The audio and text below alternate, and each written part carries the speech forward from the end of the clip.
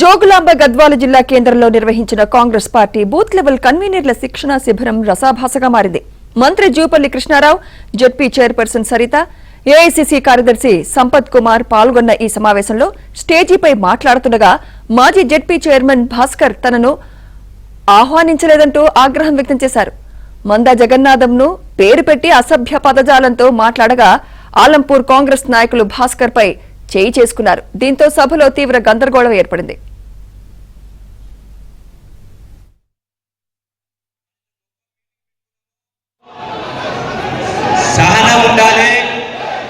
గొప్ప మీటింగ్ పెట్టుకుని దయచేసి అందరూ కూర్చోండి ప్లీజ్.